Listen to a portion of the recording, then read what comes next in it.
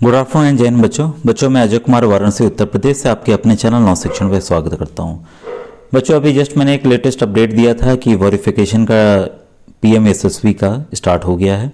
अब मैं आपको बताने जा रहा हूं कि कैसे आपको रजिस्टर करना है। तो इसकी पूरी प्रक्रिया को आप ध्यान से सुनिएगा, क्योंकि अगर एक आपकी गलती से आपका पैसा पूरा नुकसान हो सकता है। तो जैसे मैंने बताया था, या तो आप scholarship.gov.in कर लीजिए या आप NSP पोर्टल कर लीजिए। ठीक है, ये देखिए आपके सामने आ गया है, या तो NSP पोर्टल या इसके पहले मैंने बताया था scholarship.gov.in। ठीक है, आप इसको जैसे आप सर्च में डालते हैं तो ये देखिए ये खुलेगा आपका, ये आ गया scholarship.gov.in। ठीक है, अभी जस्ट जो मैंने दिखाया था इसको भी आप टाइप कर सकते हैं, NSP को भी कर सकते हैं। इसके बाद इसको आप क्लिक करेंगे। क्लिक करते ही देखिए यही आपका नेशनल स्कॉलरशिप पोर्टल खुल गया है। इसी पे हमें रजिस्ट्रेशन भी करना है।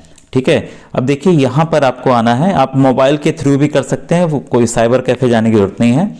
अप्लीकेंट कॉर्नर और यहाँ लॉगिन दिया हुआ है। अगर आप लॉगिन आईडी बना चुके हैं तो डायरेक्ट यहाँ से करेंगे, नहीं तो क्योंकि आपका नया रजिस्ट्रेशन है आप न्यू रजिस्ट्रेशन पे यहाँ पर क्लिक करेंगे। ठीक है, तो हम न्यू रजिस्ट्रेशन पे क्लिक करते हैं। क्लिक करते ही देखिए एक और नया पेज खुल जाता है। ठीक है, और यहाँ पे देखिए दिया हुआ है आपका फॉर एकेडमिक ईयर 2022-23 NSP यानी नेशनल स्कॉलरशिप पोर्टल। अब यहाँ देखिए ये बारीकी से आपको हर एक चीज बच्चों ध्यान से पढ़ना है, कोई भी चीज छोड़ना नहीं है, ध्यान रखिएगा। Click here for scholarship scheme hosted on NSP for AY to 2022-23 यानी कि शैक्षणिक वर्ष 22-23 के लिए राष्ट्रीय छात्रवृत्ति पोर्टल पर आच्छादित छात्रवृत्ति योजनाओं होते यहाँ क्लिक करें। ठीक है, तो जैसे हम इसको क्लिक करेंगे एक और नया पेज खुल जाएगा आपके सामने। अब देखिए इसी को आपको ध्यान से पढ़ना है, क्योंकि अगर आप इसको पढ़ लेंगे आपकी आधा काम हो गया आपका। ठीक है, अब ध्यान दीजिएगा इस पे। हाउ टू अप्लाई, देखिए students applying for scholarship for the first time, अगर आप पहली बार अप्लाई कर रहे हैं, फ्रेश स्टूडेंट उसको कहा गया है, need to register on the portal as fresh applicant by providing accurate and authenticated information as printed on their document in the student registration form. अभी देखिए मैं खोलूंगा स्टूडेंट रजिस्ट्रेशन फॉर्म, उस पर आपको एकदम सही जानकारी भरनी है, आपको रजिस्टर करना है, बिना उसके आपको पैसे स्टार्ट नहीं होंगे। ठीक है, फिर the registration form is filled to be by parents guardian of student who are below the age of 18 years on the date of registration। तो जिन भी अभी, क्योंकि बच्चे आप लोग 8 में पढ़े, अभी 9 में गए हो आप लोग, तो कई बच्चों की 18 साल उम्र नहीं है, तो ये कहा गया है कि फॉर्म जो है या तो गार्जियन भरें या पिताजी भरें, जिन भी बच्चों की एज 18 साल से कम है। ठीक है, और जिनकी 18 साल से ऊपर है खुद वो भर सकते हैं। Before initiating registration process student parents guardian are advised to keep the following documents handy. Registration process start करने के पहले आपके हाथों में ये डॉक्यूमेंट होने चाहिए। अब ध्यान दीजिएगा किस किस डॉक्यूमेंट की हमें आवश्यकता है, ये काफी इंपॉर्टेंट है, इसको ध्यान से सुनिए। नंबर 1 है आपके सामने एजुकेशनल डॉक्यूमेंट्स ऑफ स्टूडेंट्स। ठीक है, मतलब आपके जो क्लास 8 की मार्कशीट हो गई, ये सब चीजें आपके पास होनी चाहिए साथ में। नंबर 2 है students bank account number and IFSC code of the bank branch.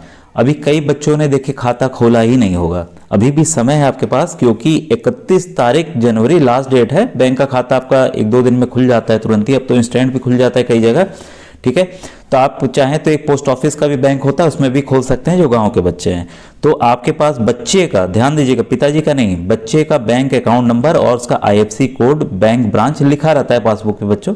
ठीक है, वो होना चाहिए हाथ में। ठीक है, अब देखिए note for pre matric scholarship scheme. अब ये देखिए प्री मैट्रिक, कई लोग सोचेंगे बच्चे क्या है, प्री मैट्रिक होती है जो 10th के पहले क्या होता है। ठीक है, तो कक्षा 9 वाली, 8 वाली, 10 वाली सब प्री मैट्रिक होंगे।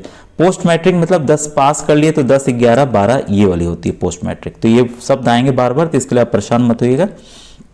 इसमें है for pre matric scholarship scheme where student do not have their own bank account, parent can provide their own account details, however parent account number can only be used against scholarship applications for maximum 2 children. अब ध्यान दीजिएगा जी, कई बच्चे जो pre matric के लिए apply कर रहे हैं, मान लीजिए मैंने यहाँ बैंक अकाउंट नंबर की बात की, तो मान लीजिए बच्चे का अकाउंट खुल नहीं पाया किसी वजह से, तो उनके पिताजी का भी अकाउंट डिटेल भरा जा सकता है, लेकिन उस पिताजी के अकाउंट के जरिए केवल 2 बच्चों का स्कॉलरशिप वो ले सकते हैं। तो इमरजेंसी में आप अपने पिताजी का भी लिख सकते हैं, लेकिन अपना खाता खुला लेंगे बच्चों तो ज़्यादा अच्छा रहेगा। अब देखिए Aadhaar number of the student, Aadhaar तो होगा ही आपके पास।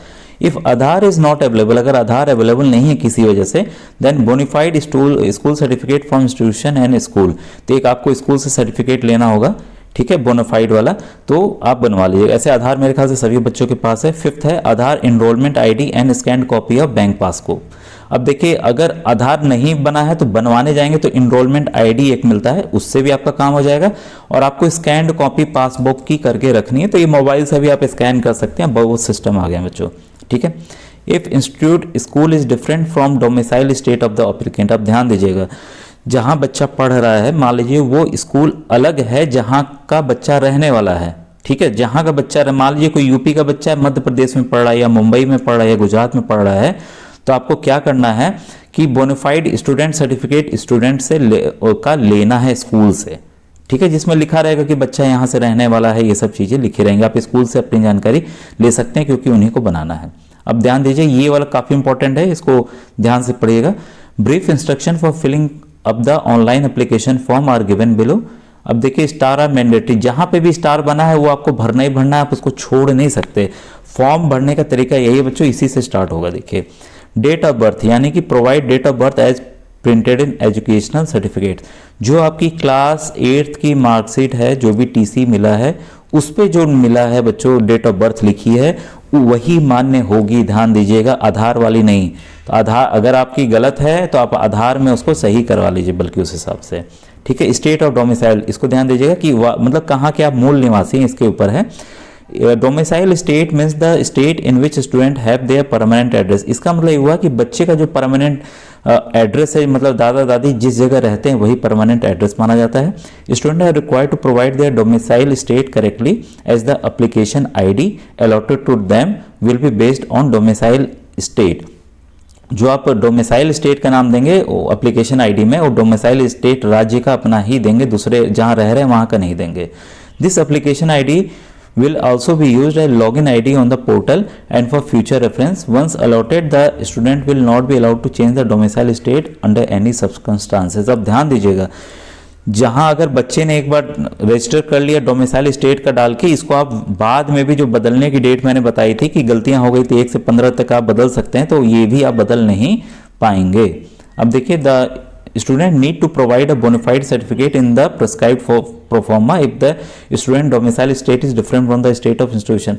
अगर आपका राज्य अलग है, आप डोमिसाइल जो राज्य है उससे आप अलग जगह पढ़ रहे हैं, तो अब आपको एक बोनाफाइड सर्टिफिकेट स्कूल की तरफ से लगाना पड़ेगा, ठीक है। अब देखिए स्कॉलरशिप कैटेगरी की बात हो रही है, यहाँ पे इसको ध्यान से पढ़िएगा।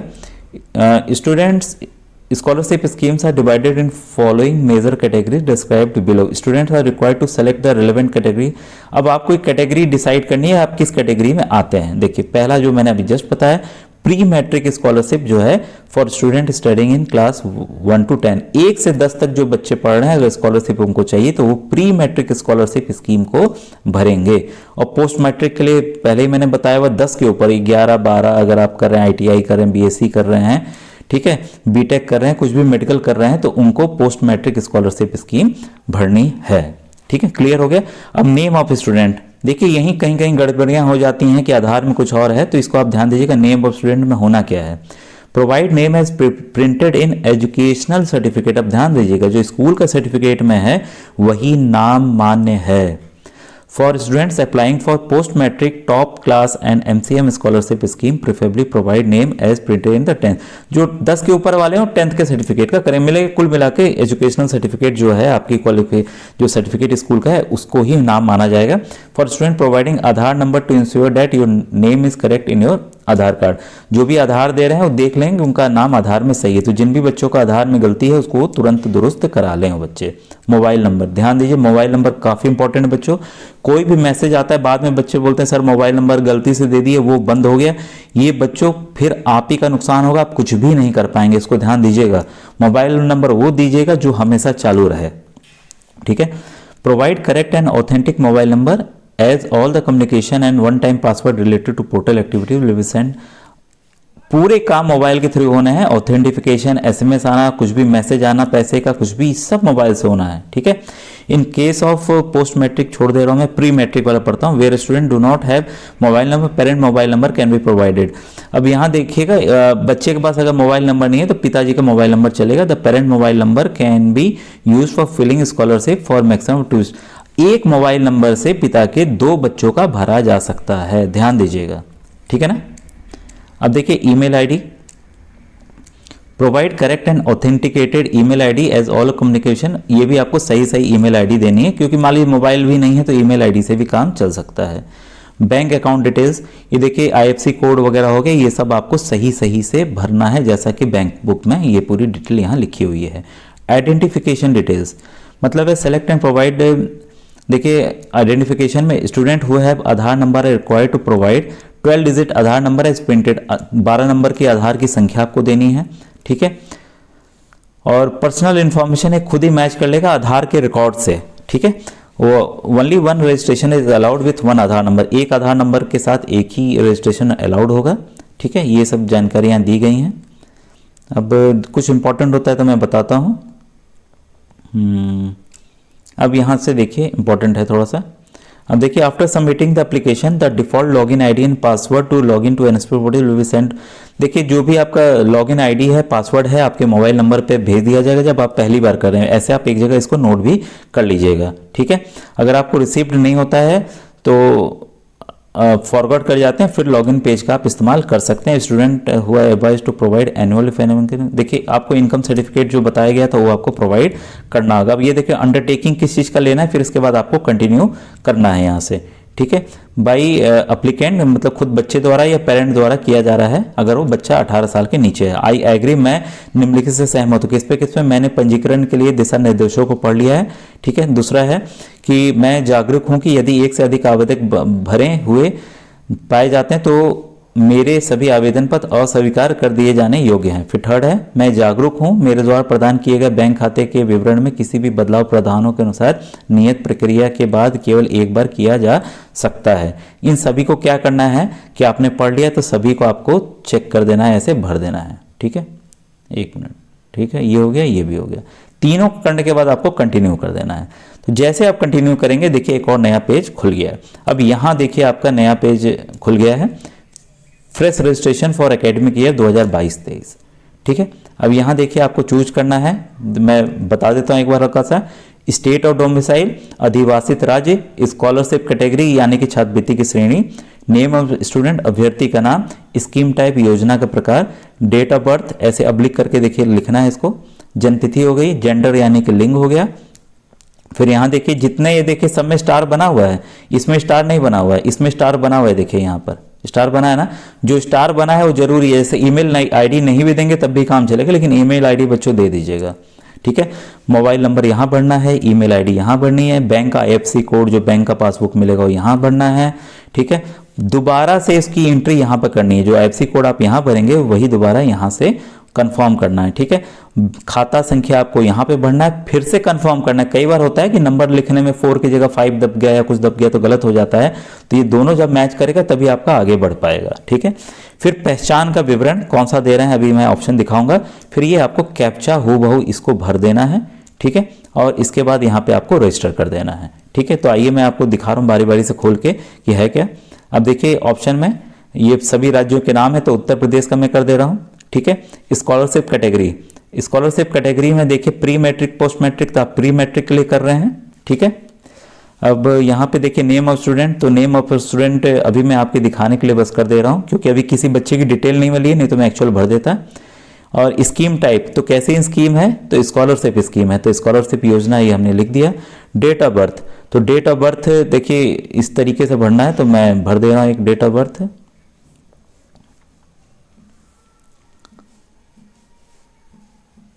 ठीक है, हो गया। जेंडर यानी कि लिंग कौन सा है, मेल है, फीमेल है, अदर्स हैं, तो मैं मेल कर देता हूं। मोबाइल नंबर है तो मोबाइल नंबर आप अपने हिसाब से डाल सकते हैं, ठीक है। फिर ईमेल आईडी आप डालना चाहें तो डाल दीजिए, नहीं तो कोई बात नहीं। बैंक का आईएफएससी कोड हो गया, ये आप डाल सकते हैं, ठीक है। और इसके बाद है ये चूज योर ऑप्शन, पहचान का विवरण भरना है, तो आप आधार देंगे, आधार जो नया बच्चे बनवाएंगे उनके पास आधार इनरोलमेंट आईडी होगा तो वो भरेंगे, जिनके पास आधार है वो इसको क्लिक करेंगे, ठीक है। और अगर दोनों में से कुछ नहीं है, ठीक है, तब आप बैंक अकाउंट का डिटेल यहाँ पर देंगे, ठीक है। तो आधार है तो आप आधार कर सकते हैं, ठीक है। आधार का नंबर आप यहाँ डाल देंगे, ठीक है। इसके बाद आप क्या करेंगे, कैप्चा कर देंगे, फिर यहाँ पे फिर से आपको इसको चेक करना पड़ेगा, ठीक है, सबको नीला करना होगा, ठीक है। इसके बाद आपको यहाँ पे रजिस्टर करना पड़ेगा। अब देखिए रजिस्टर इसलिए नहीं होगा क्योंकि मैंने अभी सब चीज़ें भरी नहीं है। यहाँ देखिए अलर्ट आ गया ना, inter valid 10 digit mobile number. अभी देखिए किसी बच्चे की डिटेल नहीं है, मैं नहीं चाह रहा था कि मैं गलत भरूं, आगे बढ़ूं, तो ये चीज़ें बच्चों पूरी डिटेल होनी चाहिए, तो मैं ओके कर दे रहा हूं कि मैंने मोबाइल नंबर अभी भरा नहीं है। जो जो आप भरे नहीं रहेंगे, जहां जहां रेड उस सबको पूछेगा, इसके बाद ही आगे प्रोसेस बच्चों बढ़ पाएगा, ठीक है। तो इस तरह से आप अपना रजिस्ट्रेशन कर लेंगे और आपको रजिस्टर करते ही बच्चों आपके उस पर OTP आ जाएगा मोबाइल पे। नेक्स्ट स्टेप में आपको OTP वेरीफाई करना होता है कि जो मोबाइल के थ्रू आपने OTP अपना वेरीफाई कर दिया है, ठीक है बच्चों। ऐसे ही इसका रजिस्ट्रेशन प्रोसेस पूरा होगा। Thank you very much.